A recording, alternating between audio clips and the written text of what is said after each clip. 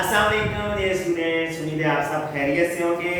Dear students, we were talking about kinetic molecular model, and today there is lecture number 3 regarding that model. Let's have a look on today's lecture. Today we will discuss Brownian movement. कौन सी movement? Brownian movement और Brownian motion. जी brown कौन था? Robert brown. Robert brown का introduction मैं देता हूं. Robert brown ये था, नजर आ गया जी. रॉबर्ट ब्राउन एक बॉटनिस्ट था, इंग्लिश बॉटनिस्ट. वो पोलन ग्रेन्स की मोशन को स्टडी कर रहा था पानी के ऊपर. आपको पता है पोलन ग्रेन्स क्या होते हैं? पोलन ग्रेन्स छोटे छोटे पार्टिकल्स होते हैं, फ्लावर्स के अंदर होते हैं. ये फ्लावर के जो है वो मेल पार्ट्स में बनते हैं और छोटे छोटे होते हैं पोलन ग्रेन्स. बायो से रिलेटेड है. वो पानी के ऊपर जब आए तो रॉबर्ट ब्राउन ने क्या ऑब्जर्व किया वो देखते हैं. ये ऑब्जर्व किया रॉबर्ट ब्राउन ने देखा कि लिक्विड के पार्टिकल्स स्ट्राइक कर रहे हैं पोलन ग्रेन्स के साथ और पोलन ग्रेन कर रहे हैं, मतलब रैंडम मोशन कर रहे हैं. इसका मतलब है यहां पे रॉबर्ट ब्राउन ने कहा कि लिक्विड हो या गैस हो, सॉलिड तो नहीं हो सकता. सॉलिड के एटम तो सिर्फ वाइब्रेट करते हैं, सॉलिड के मॉलिक्यूल्स. उन्होंने कहा चाहे लिक्विड हो चाहे गैस हो, क्या होता है उनके पार्टिकल्स रैंडम मूव करते हैं. अब मसला ये था कि पार्टिकल्स तो बहुत छोटे होते हैं, उनको देखना तो मुश्किल होता है. तो इसके लिए एक हम एक्सपेरिमेंट कर सकते हैं, प्रूव कर सकते हैं. और आज हमारा टॉपिक ऑफ डिस्कशन है स्मोक सेल एक्सपेरिमेंट. जी, we know the fact that gaseous and liquid molecules are in continuous random motion. Liquid हो या गैस हो, उसके मॉलिक्यूल्स पार्टिकल्स कॉन्टिन्यूअस मोशन में होते हैं. आप गैसियस पार्टिकल्स को कौन देखें, वो तो बहुत छोटे होते हैं, तो उनको तो देखना मुमकिन नहीं है. हाँ, स्मोक पार्टिकल्स कंपैरेटिवली बड़े होते हैं. अगर स्मोक पार्टिकल को हवा में देखा जाए तो स्मोक पार्टिकल ऐसे ऐसे ऐसे ऐसे रैंडम मूव करते हैं. रैंडम क्यों मूव करते हैं? उनकी टांगें तो लगी हुई नहीं है. तो स्मोक पार्टिकल्स रैंडम इसलिए मूव करते हैं कि इधर से एयर पार्टिकल स्ट्राइक किया, इधर से एयर पार्टिकल ने थप्पड़ मारा, इधर से मारा. तो स्मोक पार्टिकल्स चूंकि बड़े हैं एयर पार्टिकल से, स्मोक पार्टिकल्स, तो उनकी मोशन को देखा जा सकता है माइक्रोस्कोप के जरिए. तो उनकी मोशन से यह अंदाजा लगाया जा सकता है कि उनको थप्पड़ पड़ रहे हैं इधर से इधर से इधर से अनइवनली. किनसे थप्पड़ पड़ रहे हैं? एयर मॉलिक्यूल से. तो जो स्मोक पार्टिकल की जो मोशन है उससे हम अंदाजा लगा सकते हैं कि गैसियस पार्टिकल्स की मोशन कैसी होती होगी. जी, evidence for this motion was gathered from Brownian motion and diffusion. We can perform smoke cell experiment for observing Brownian motion. Direct तो हम गैस के एटम्स को देख नहीं सकते कि वो मूव कर रहे हैं, क्योंकि वो बहुत छोटे होते हैं. हम एक्सपेरिमेंट करते हैं स्मोक सेल एक्सपेरिमेंट. जी, इस एक्सपेरिमेंट में चीजें कौन सी चाहिए? इसमें सबसे पहले चीज चाहिए लाइट सोर्स. लाइट सोर्स क्यों चाहिए?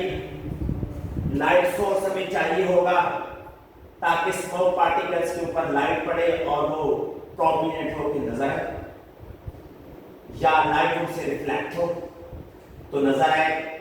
कन्वेक्स लेंस को कन्वर्जिंग लेंस कहते हैं. ये लाइट को फोकस करेगा पार्टिकल्स के ऊपर.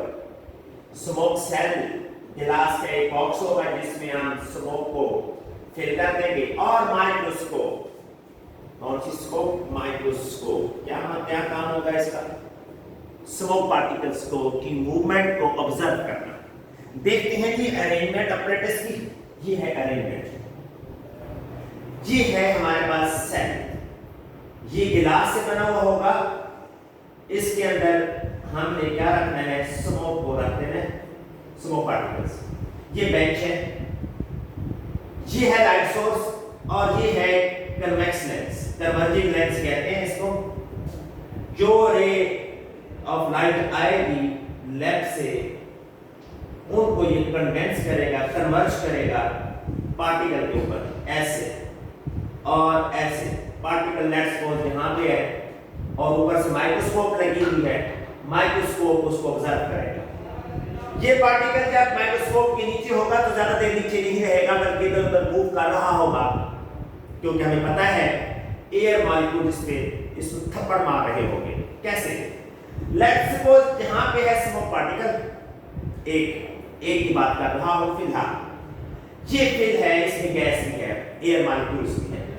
एक एयर का मॉलिक्यूल जो रैंडम मूव कर रहा होगा, इसको ऐसे थप्पड़ मारेगा, उधर जाएगा, दूसरा इधर। इस तरह स्मोक पार्टिकल की जो मोशन है वो रैंडम है, और इससे हम अंदाजा लगा सकते हैं कि जो गैसियस मॉलिक्यूल्स है वो रैंडम मूव करते हैं। देखिएगा जी, ये इस तरीके से कोई बात होगी। लेट्स सपोज ये है सेल जिसके अंदर स्मोक पार्टिकल है। फॉर द टाइम बीइंग हम सपोज कर रहे हैं इसी को हम, ये जो पार्टिकल रेड बनाया गया है, इसी को हम स्मोक कंसीडर कर लेते हैं, स्मोक पार्टिकल। देख रहे हैं गैसियस एटम्स किस तरह इसको स्ट्राइक कर रहे हैं, कोई इधर से लग रहा है, कोई उधर से लग रहा है, और इसकी मूवमेंट रैंडम होगी। यहाँ पे तो इसकी मूवमेंट स्लो दिखाई गई है, एनीहाउ इसकी मूवमेंट रैंडम होगी। The smoke particles scatter the light shining on them so appear bright point. Smoke particle के ऊपर लाइट लगेगी। कैसे लाइट लगेगी? बिल्कुल यहाँ से ये स्मोक पार्टिकल है, लाइट इसके ऊपर फोकस होगी और ये ब्राइट पॉइंट के तौर पे नजर आएगा।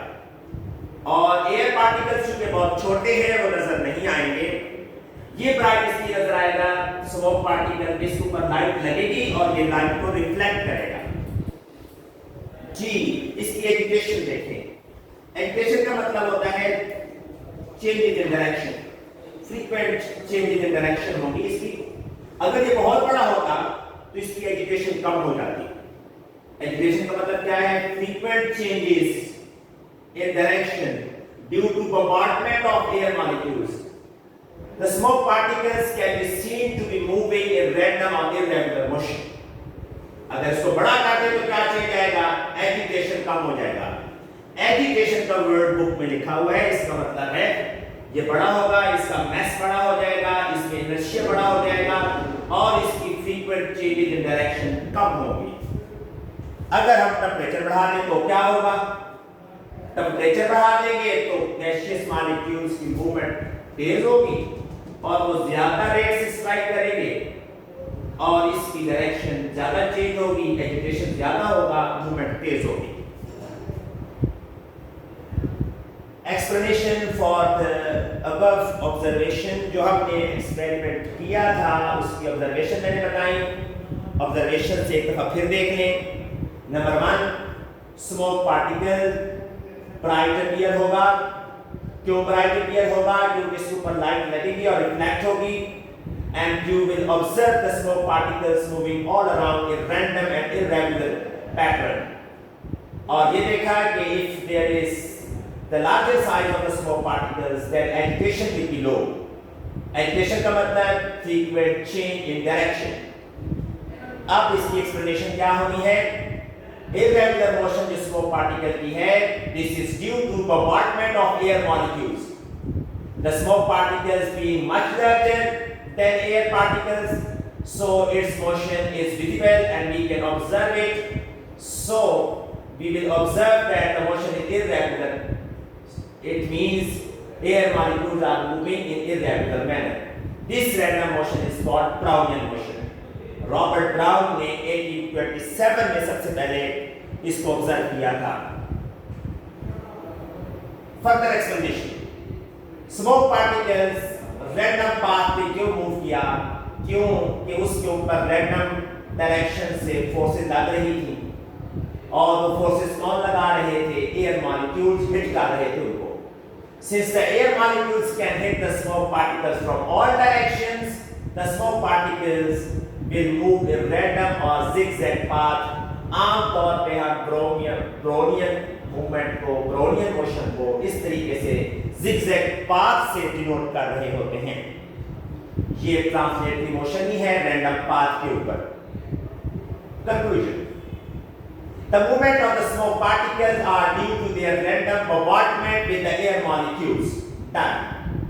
ये स्मोक पार्टिकल इसलिए मूव कर रहे होते हैं, उनकी टांगें तो होती नहीं है, फिर मूव क्यों कर रहे होते हैं? क्योंकि उनके ऊपर एयर पार्टिकल स्ट्राइक कर रहे हैं।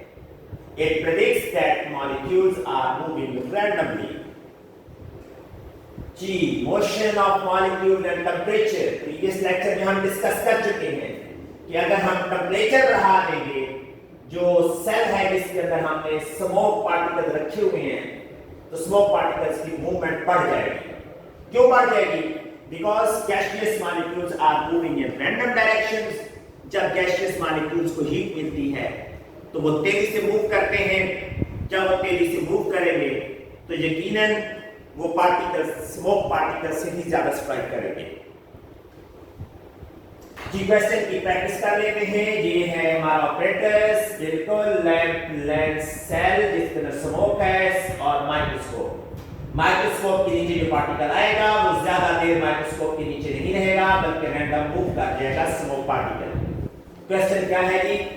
What causes the Brownian motion? कि यहाँ जो स्मोक पार्टिकल्स हैं उसमें ब्राउनियन मोशन किस वजह से आती है? ये वजह है। स्मोक पार्टिकल्स के अंदर ब्राउनियन मोशन इसलिए आती है because of random collision between air molecules and smoke particles. Heat from the lamp की वजह से नहीं आते, एयर करंट्स की वजह से नहीं आती, असल वजह सी वाली है। क्वेश्चन दिखाया गया है कि ये सेटअप है ब्राउनियन मोशन को ऑब्जर्व करने का। आप बताएं कि यहाँ ब्राउनियन मोशन क्यों हुई है? तो करेक्ट ऑप्शन सी है। नेक्स्ट क्वेश्चन देखें जी। When the Brownian motion of smoke particles in air is observed with a microscope, moving points of light are seen. ठीक है? These points of light are reflections from, किससे reflect होते हैं? हमने कहा था स्मोक पार्टिकल्स होते हैं जो रैंडमली मूव कर रहे होते हैं। ये ऑप्शन ठीक नहीं है क्योंकि यहाँ स्मोक पार्टिकल्स के साथ वाइब्रेशन अटैच कर दी गई है। So the correct option is second one. Well students, आज हमने ब्राउनियन मोशन को स्टडी किया और उससे रिलेटेड क्वेश्चन कैसे आ सकता है हमने ये भी देखा। Hoping for the best. Notes अपने अपडेट रखिएगा। Thank you very much.